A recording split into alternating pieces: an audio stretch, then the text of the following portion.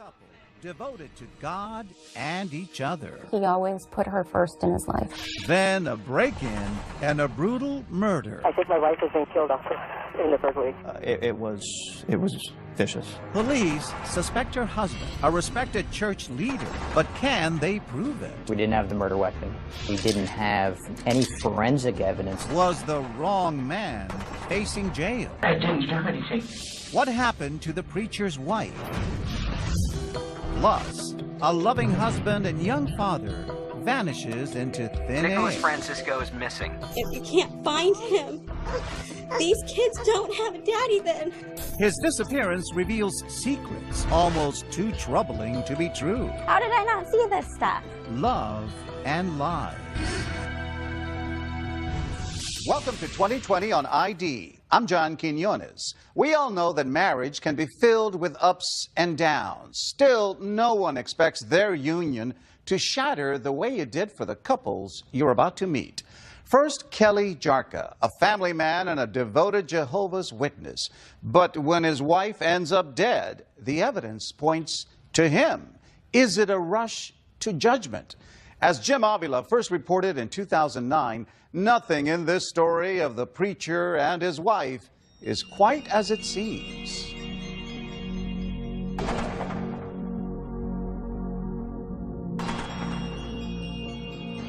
Master bedroom, bathroom. Master bedroom, bed. Blood stain on the pillow. A spring morning, police rummage through what's been reported as a home invasion. The peaceful, pious world of Jehovah's Witness minister Kelly Jarka, his wife Isabelle, and their two children, now a frantic mess. Their upscale home in the faraway Los Angeles suburb of Murrieta is now filled with disheveled drawers, ransacked cabinets, and more. 911, what is your emergency? Hello? Yeah, can we put in a battery? You were just robbed? Yes. Dew is still on the lawn at 8:45 that morning as Kelly Jarka returns from a neighborhood coffee shop to find what he says are all the signs of a burglary gone wrong. I could hear the baby was crying, so I yelled out to Isabelle, Isabelle, what's wrong with the baby? And then as I proceeded up the stairs is when I found her. So you go up to the top of the landing, that's where your master bedroom is? And what do you see there? It's where I found Isabelle lying on the landing by the bedroom. Okay, what happened? Somebody, I don't know, I just got home. I pulled in from inside the house. Okay, was somebody there that held you at gunpoint, or were you burglarized? I was not there. You weren't there? No. Okay, so your house has been burglarized. But as you were about to hear, 30 seconds into that 911 call, Kelly Jarka reveals one more detail. I think my wife has been killed. What, sir? I think my wife has been killed. Okay, what are you saying? I think my wife has been killed also in the burglary. She was home alone with me. Okay, do you see her? She's lying on the ground and there's blood underneath of her. Okay, is she breathing? No. Is she bleeding? Yes. Is there anyone else in the house? No, my sister is my in-laws next door. What happened? I walked in the house. The baby was crying. I picked him up, went upstairs to look for my wife. And the house has been everything's torn up. I tried to move her and shake her, you see. She responded. She didn't. Did you talk to her at all? Yeah. What were you saying to her? Isabelle, you okay? Kelly? Okay, Kelly, take a deep breath, okay? I have a lot of people on the way to see you, okay? Where's your baby? Kelly, where's your baby? The terrifying screams you hear are from Isabelle's mother, Tina Conchola, who lives across the street from the Jarkas. Kelly runs to her house as he's talking to 911. Kelly, who's that in the background? It's my mother-in-law. And when I got to the last stair, I said, Isabelle, sweetie, answer me. Can you hear me? Move if you hear me. And she couldn't. She was already dead. But I didn't want to believe it. But she knows it's true and is already seething. Tina Canchola has made a snap decision about the murderer with no evidence. Right away, I figured that he would kill her. So what did you say to him? I say, you kill her. I know that you kill her. And he, of course, said, no, I didn't. Of course not. He didn't say nothing. He just looked at me like this. Why wouldn't he deny it? Because he knew that it was true. But why the rush to judgment? Is Tina just an angry mother-in-law who hates Kelly, and so she ignores all the evidence of a break-in? That's not the Kelly Jarka everyone else knew, a man so in love with his wife, he'd give her anything. This is their second anniversary party. We were young. She liked to joke around. So in other words, next year. Very kind, considerate person, happy. Of course, I thought she was beautiful. For Kelly, it is love at first sight, a Midwestern boy smitten by a California girl he met at church. Kelly was like always pursuing Isabelle. he was trying everything. Isabelle's family says she likes being pursued. His family saw that too. Every time Isabelle said, Kelly, I need this, or I want that, he'd be like, okay, here, dear, here's the credit card. He truly, absolutely loved her to death. A devoted couple to each other and to their God. Jehovah's Witnesses. The 40-year-old Isabelle, a stay-at-home mom who loved to shop and spent the rest of her time preaching door to door. Proud that her husband was made an elder in their congregation. We are very dedicated to God. Matthew 6:33 says, seek the kingdom first and all the other things will be added to you. And everything always works out. And things are working out. Nearly 20 years of marriage. The Jarka family lives well on Kelly's salary as a contractor. Their brand new house in one of the safest communities in America could be considered a perfect target for burglars. It's filled with the best appliances. In the garage, 2 luxury SUVs and a pickup truck for work. And in a nearby marina, a 36-foot powerboat for weekends. Until, on that spring morning, Kelly walks in on tragedy. It's obvious her head was on the pillow, that she had to have been asleep when this happened. It's a vicious killing. Crime scene photos show what looks to lead detective Danny Martin like a crime of passion. Isabelle Jarka was bludgeoned to death with 11 blows to the face and head. Overkill. It doesn't look like she was able to defend herself from the initial blow. And then it looks like she tried to crawl away from the assault, and she was repeatedly being struck in the head with a blunt force object. Police are already thinking the mother-in-law may be right. Their suspicion, too, turns to Isabelle's husband, Kelly Jarka. He's not crying. He's not emotional in any way. He seemed very cold and just emotionless. When we return, the cold husband on the hot seat. Why would you want your wife dead? But behind closed doors, a secret emerges. What kind of calculated malignant mind is able to come up with this many unique ways to kill somebody? Stay with us.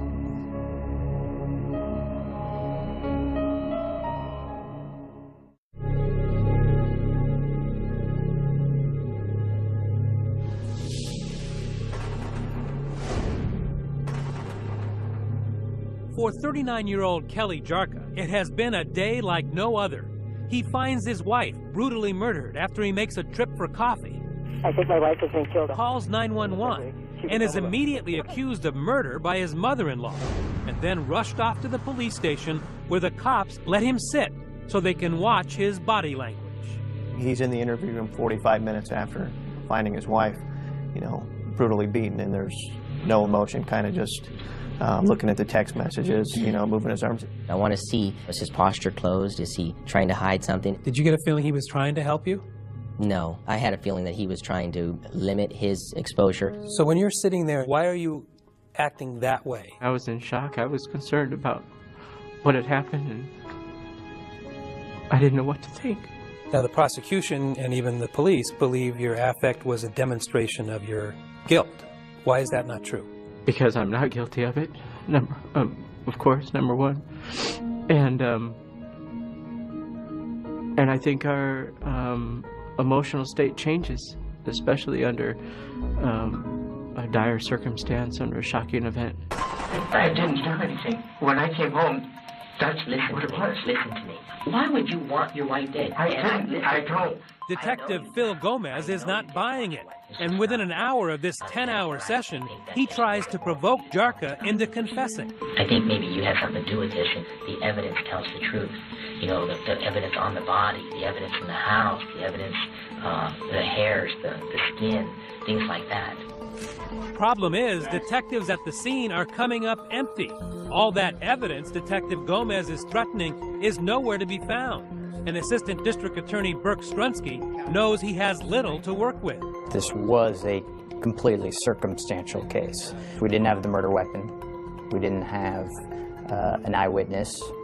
We didn't have any forensic evidence that directly tied Mr. Jarka to the actual murder itself.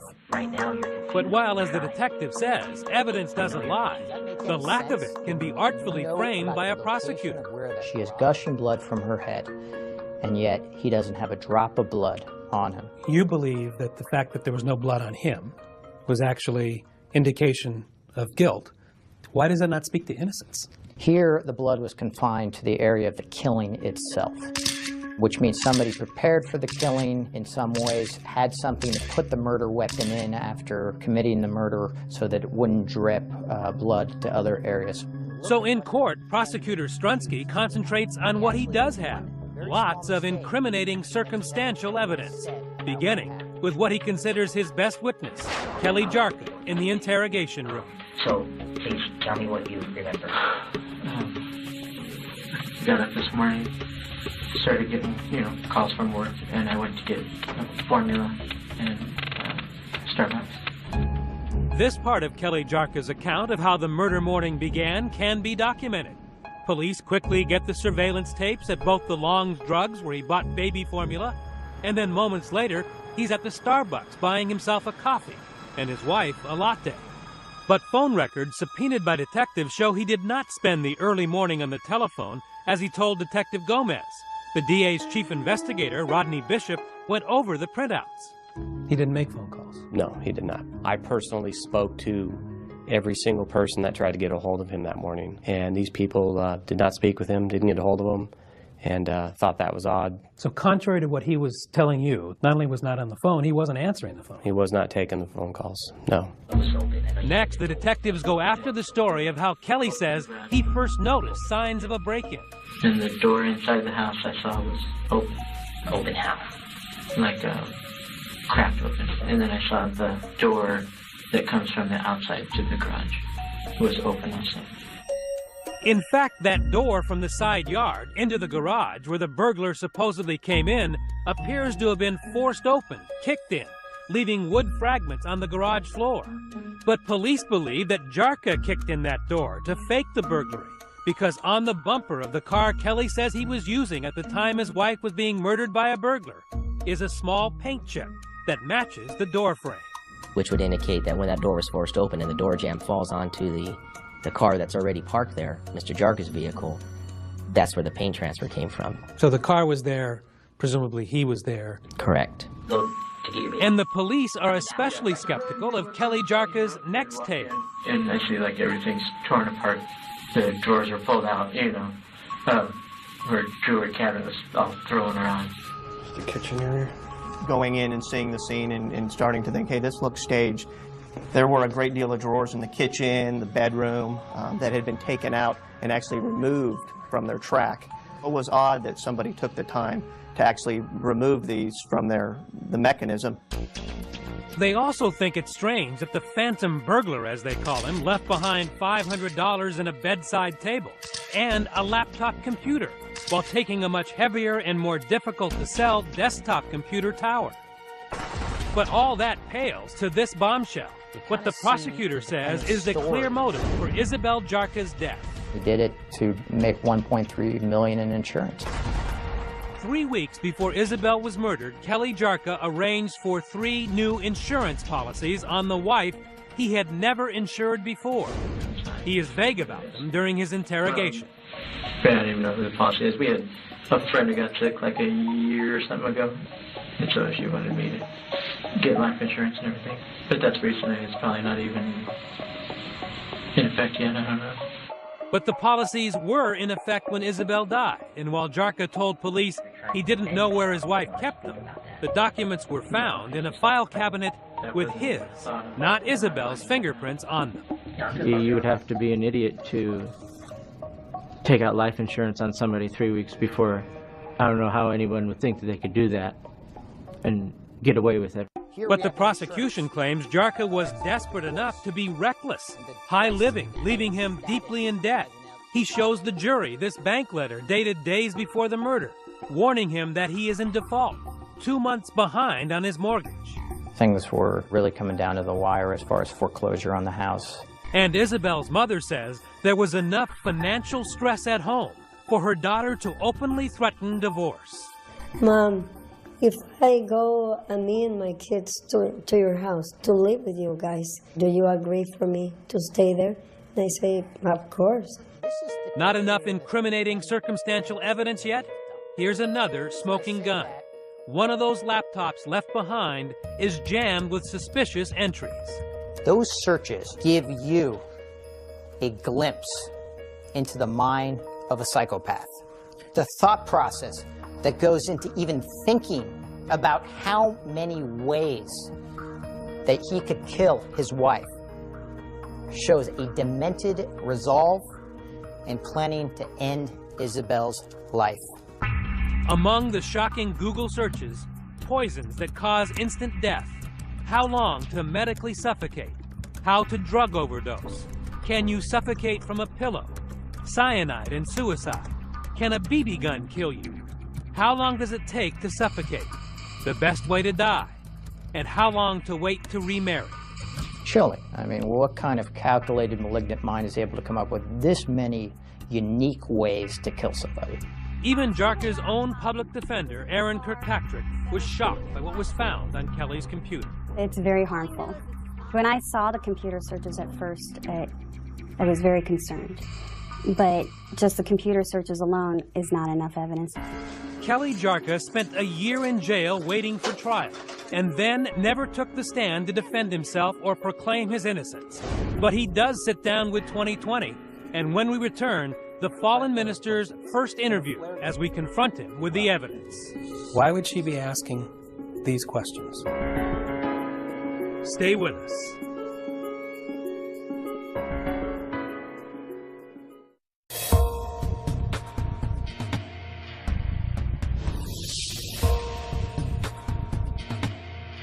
It all seems so far away.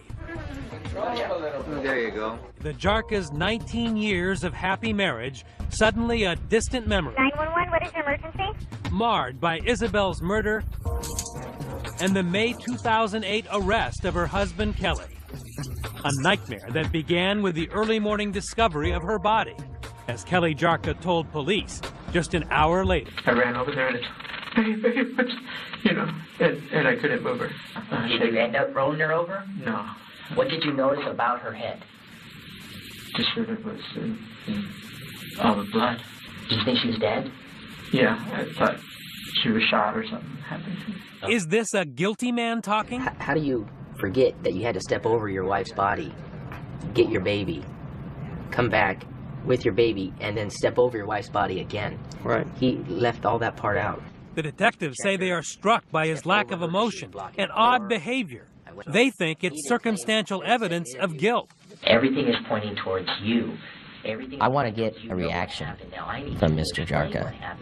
An innocent person is not going to let me sit there and accuse them of brutally murdering their wife of 19 years. No, Jarka says that's not true at all, that Gomez had already made up his mind and would not listen to his pleas of innocence. Watch. Okay? I didn't do anything. Listen to me right now, okay? I'm telling you right now. Don't, okay? Don't tell me that you didn't know what was going on. Don't tell me you didn't have anything to do with this. Don't tell me that you didn't do anything. You can't tell me that because I'm not going to believe you and neither is anyone else. Were the police rushing to judgment?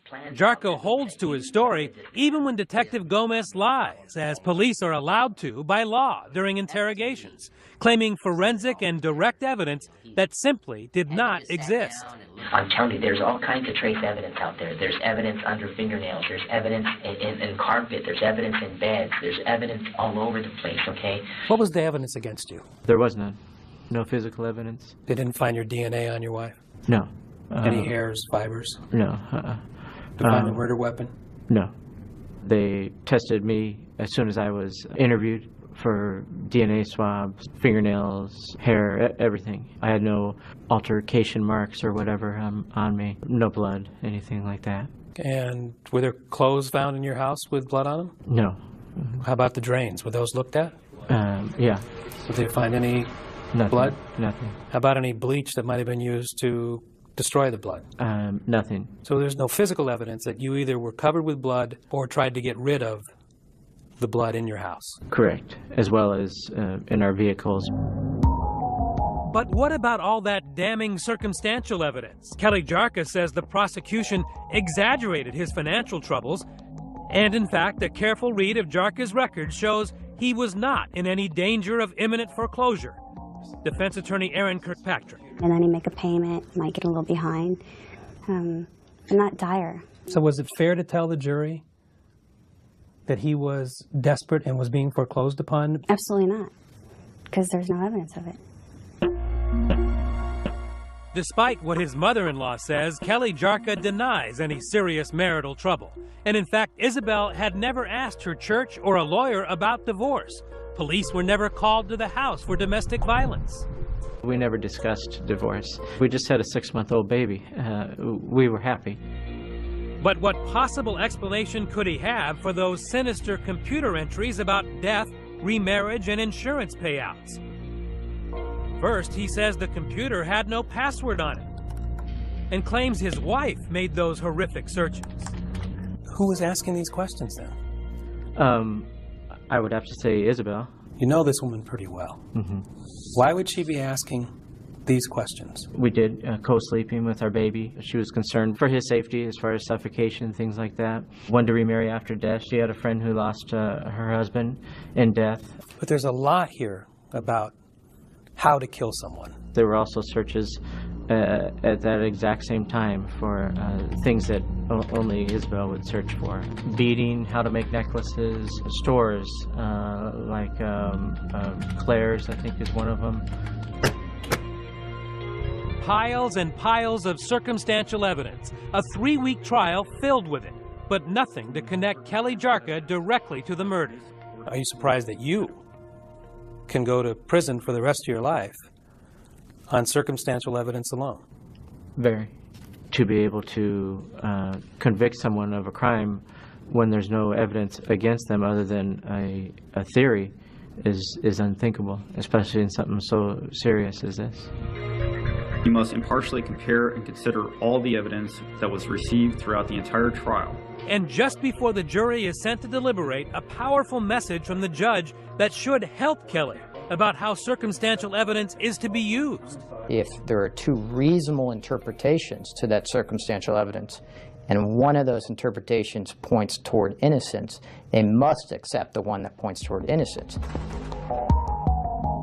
But it took the jury just 3.5 hours to find the surprise Kelly Jarka guilty of first-degree murder. The jury has reached a verdict, is that right? Yes, we have. To the jury, according to its foreman Ron Fournier, Jarka's lies added up to guilt. There was no smoking gun, no eyewitness, no bloody clothes, no bloody murder weapon. But after 3 weeks of day after day after day being exposed to one lie after another, it just kept adding up that this nice gentleman sitting over here could have done it. He's the only one that could have done it. So there was no dissension on anything. Not one person said, yeah, but a burglar could have done that. Not one. At the sentencing hearing in November 2009, his life in ruins, his ministry shattered, his children taken away and given to their aunt, Kelly Jarka made one final attempt at judicial mercy, sticking to his story that he was framed by circumstance and overzealous police for a crime he could never commit. Tragically, I've been accused of this horrendous crime, and that sickens me. Such a horrible thought cannot even come up into my mind or my heart. And now, with plenty of tears in his eyes, he professes his love for the wife he will never see again. My heart aches constantly. I long for her smile, her touch, her smell, her love. But the last word comes from the judge. Unimpressed by the lack of direct evidence, he tells Jarka the circumstantial was overwhelming. And the defendant's conduct and his actions of murdering his wife of nearly 2 decades, and the planning and the deliberation, the deception, and coupled with that brutality and that violence and those horrific injuries that he inflicted on his wife, are chilling and disturbing. Finally, after chastising Kelly Jarka for showing no remorse, he sent the fallen minister off to life in prison without parole, with these words ringing in his ears. The court can't offer any reason, any comfort other than to say pure evil.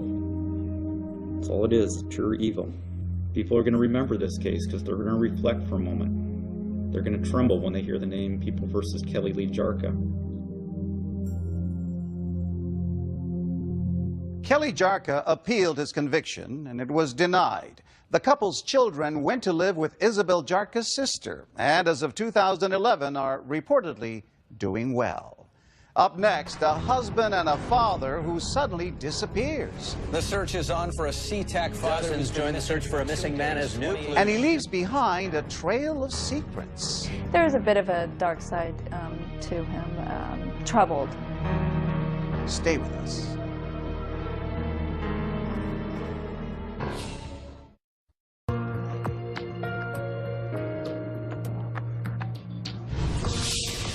Imagine the last thing you hear from your husband is a call saying he's on his way home from work and he'll see you soon. Then silence.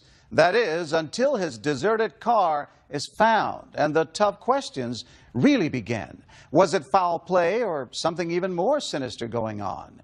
Here with a story he first reported in 2010, Jim Avila. The search is on for a SeaTac father. Dozens join the search for a missing man as new clues. Searching the bank and... It roared across Seattle's front pages. Breaking news on TV. Not seen since Wednesday. February 2008. Family man Nicholas Francisco, gone missing on his way home from work. Wednesday night today. Simply disappears. Search is still ongoing, and he loves us more than anything. Who was this 28-year-old young man from the Northwest? He had built a life and family with Christine, a small-town co-ed he met 9 years earlier by chance at art school. In walks this guy, a very good-looking guy, and honestly, my jaw dropped. Attractive and kind of funny, ready to joke around with the guys, like his best friend, Matt Donovan. He was a great guy to be around. He was kind of a little bit crazy. The guy sticking his head out the window, yelling and screaming as we're driving. He says both Christine and Nick shared difficult childhoods. His father walked out on Nick when he was just 16. But that didn't scare him away from marriage. 2 years after they met, Christine and Nick were wed. And you were deeply in love. I was. He was everything that I had dreamed of. I felt like Cinderella. Christine's family secret, she says she'd been abused as a child, but now had finally found someone she trusted in Nicholas. When you're a little girl and you're thinking about your knight in shining armor, he was it. Soon daughter Zaya was on the way, followed by son Noah. The Franciscos were regulars at a conservative church, and Nicholas got a job as art director for the ad agency Publicis. He was a likable guy. He had a sense of humor. Likable, says his boss, Christina Muller-Eberhard, yet a bit mysterious. There was a bit of a dark side to him, troubled, I should say. He kept a lot to himself. Perhaps he was worried about money. With 2 kids and Christine newly pregnant with a third, the family budget was stretched. Christine opened a home business making custom aprons and selling them online. And on February 13, 2008, she sends him off to work without complaint, not knowing it would be for the last time. And then he kissed me on the forehead, and he goes, "Oh, my poor sweet Bella, I love you." Just after 6 that night, Nicholas calls and promises to be home soon to bake Valentine's Day cookies with Noah and Zaya. And she was excited because she loved to do things with her daddy, and Noah was excited. At the office, all is well. He seemed happy. He seemed actually in a pretty good mood, and he was making jokes. While at home, Zaya, Noah, and Christine are waiting, the clock ticking. the cookie dough primed. When he didn't come home, what happened? She looks at me and she goes, "Mommy, why didn't Daddy come home and make cookies?" And at that point, I was a little irritated, a little angry, because he broke a promise. So by 9 o'clock, you're starting to get a little agitated. I was worried. I was really worried, because I wasn't like him. He always called me. She calls his cell phone repeatedly, but no one answers. So Christine finally puts the kids to bed. And at 10 o'clock, she calls 911. She said, if he's still missing in 3 hours, call us back. He said, okay. So I paced around my house for 3 hours. Christine does what she can, frantically calling hospitals, friends, and family. No one has heard a thing. And at 1 in the morning, now desperate, she calls police back. I said, you don't understand. He's not the same as every other man. This man wouldn't leave me. He wouldn't just walk out.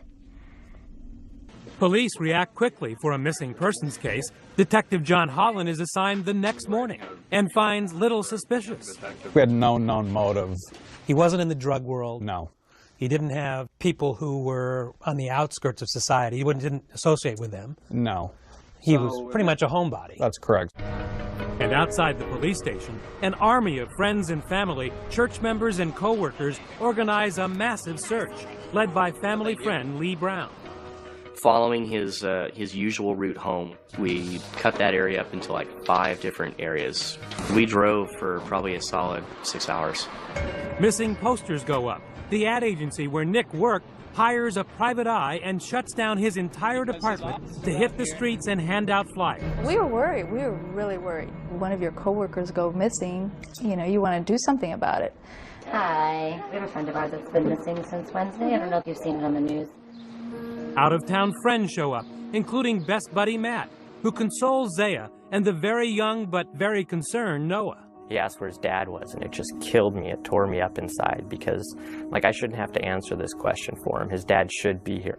Then the news media kicks in. First local TV. And if you can't find him, these kids don't have a daddy then. The Seattle paper. And the story goes national on the America's Most Wanted website. Suddenly, Christine is flooded with not only volunteers, but donations. The community was amazing. The donations kept flooding in. I was overwhelmed. And not just financial. People brought clothes. They brought food. And they searched for your husband. They took their time, their efforts. They left their families for days. Amateur sleuths from around the country offer clues and plots. Some wonder if Nick's wife killed him. At least 2 psychics tell police he's dead. Police consider that too and bring Christine into the station for questioning. That was awful. To have a police car come up to my driveway. I've never had a speeding ticket. This is out of her world. Absolutely, without a doubt. This was completely a place she had never been to before. They were asking you some pretty tough questions. The toughest questions of my entire life. I was accused of things that never even crossed my mind. Like what? Murdering him, cheating on him, scamming the public for donation money. Could this be another domestic murder? Sweet little Christine behind her husband's death? They ask her about life insurance and all those donations. Detective Holland leans back in his chair and puts his leg up and he kind of chuckles at me and smiles. And he said, "Come on, Christine, tell me what's going on. Did you scam the public?" I was outraged that he was accusing me of that. And she got out of it. She got indignant that Yes. you were asking her these questions. Yes, and that is something that we were watching very closely. She was insulted. Absolutely. All I wanted was my husband to be found. Leave me alone. Find my husband. A clue is uncovered in the search for a missing SeaTac man. Will a rush of new leads clear Christine? Everything changes after a search of Nicholas's office desk turns up a disturbing receipt. There were condoms on the receipt. I said, "There's no way." I said, "I'm pregnant. We have not used condoms." Stay with us.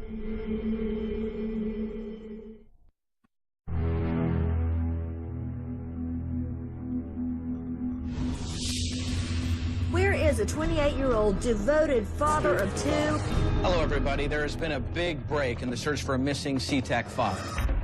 Nicholas Francisco's red Toyota had just been found, 6 days after he disappeared on his way home from work. But when detectives search it, they are hit with another surprise. As far as foul play was concerned, anything in the car, was there any sign of struggle? No. No blood? No. Dogs are brought out to try and find Nick's scent, but nothing. Still, the community does not give up. It gave us some more hope, so we actually got another search party together right there in the middle of the condo complex at night. Bring him home soon, in Jesus' name. Amen. Amen. It was pretty heartwarming to see this many people want to get involved. Christine, thank you for being with us. Absolutely. Christine takes to the airwaves, trying her best to keep the search fresh. According to my research, your husband has no history whatsoever of disappearing. You're right. He wouldn't do this. Even if he was 15 minutes late in traffic, he would call me. But not this time. This time, Nick is gone. Detective Holland checks every dead body that turns up in the area and tries for days to get Nicholas's cell phone records, but can't get permission from the court. In the words of one of the judges, it's not against the law to become a missing person. If you had a murder scene, you would have been able to get the cell phone records right away. That would have had to been a day. But police are much luckier at Nicholas's job site. Here, they are allowed to search his office, and what they find changes everything for the detectives and even more for Christine. They said, well, we found a receipt on his desk. And I'm like, okay, so what? Everybody has receipts. And they said, well, it's what was on it.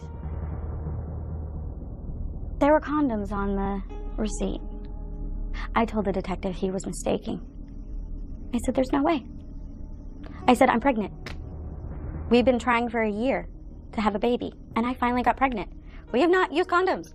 The person at the register made a mistake. Christine's life is crashing down around her. First, condoms she knew nothing about. Then on Nick's computer, evidence from financial records that her beloved and trusted husband is hiding money in a secret account.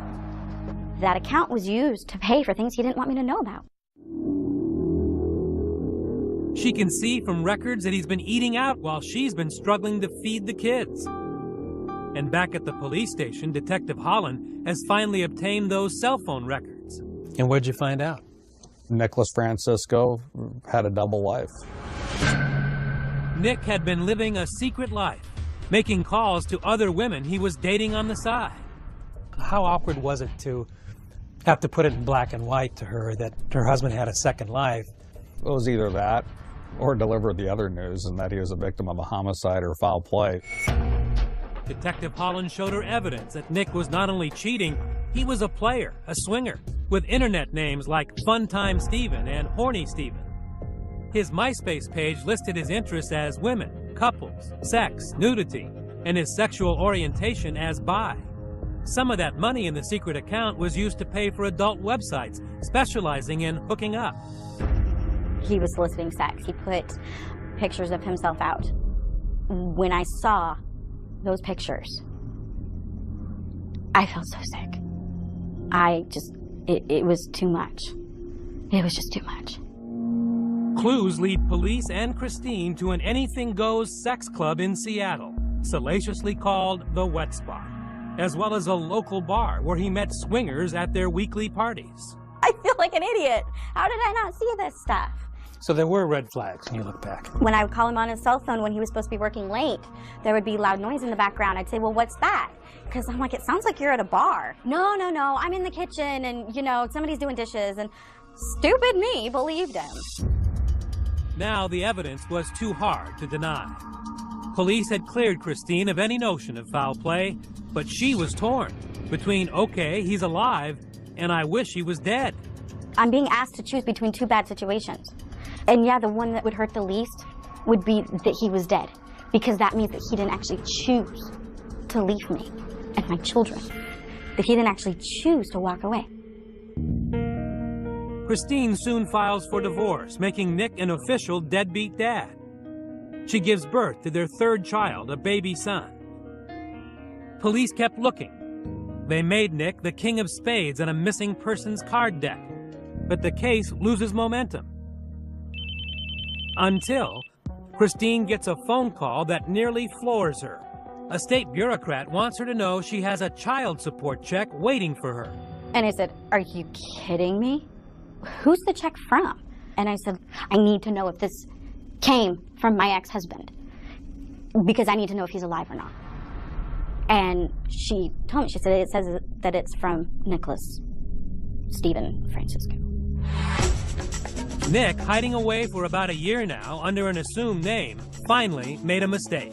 He opened a bank account in faraway Los Angeles, and Washington State's computers flagged it and confiscated his money. Nick was not pleased and even had the gall to try and get the money back before closing the account and disappearing again. I would have expected him to have the character to at least man up and be, hey, this isn't going to work, but I'm still going to support my kids. Not Nick. He doesn't even want to see pictures of his kids when we track him down outside his new home in Los Angeles. I'll show you a couple pictures maybe you want to see of your kids. Tell us why you would, it's near almost Father's Day, why you wouldn't want to see them or abandon them. Can you tell us at all about what happened? Why'd you leave? We tried to ask how he could tear his family apart like this, but he wasn't in the mood to share his secrets. This from a man whose own father left his family when Nicholas was 16. He yawned. Are you serious? I'm serious. That hurts that we meant nothing to him. I think that's the only way he can deal with what he's done. If he engages at all, the weight of the whole situation hits him. And so he completely pushes it all away so that he doesn't have to feel any of it. Nicholas Francisco won't speak for himself now, although one Seattle reporter did manage to ask him if he felt guilty about wasting everybody's time, energy, and sympathy. His answer, no, they did it for selfish reasons. It doesn't surprise me. It's what people do. They want to feel good about themselves that they're doing something. Not exactly what those friends and co-workers who spent their nights and weekends searching for what they now label a deadbeat wanted to hear. I think we were all pretty pissed off, to be honest. It's like, wow, you're gotta be kidding. You just feel like you've been played for a fool, and now he's going to get away with it. Ex-wife Christine lost their house to foreclosure. She's remarried and now lives with the kids squeezed into a basement apartment, while forced as a co-borrower to pay Nicholas's student loans on her own. He hasn't given her another cent, leaving her to explain the unexplainable to her 3 children. She still remembers Daddy. Oh, yeah. We remember the good memories, and we cry together about the good memories. And then she always asks at the very end, why did Daddy leave? My answer is the same, because he decided he didn't want to be a daddy or husband anymore. As of 2011, Nick Francisco remains estranged from his family. Christina Carter says she has not received any further child support payments. Meanwhile, authorities maintain they do not have the time or the resources to pursue Francisco. I'm John Quinones. Join us next time for another edition of 2020 on ID.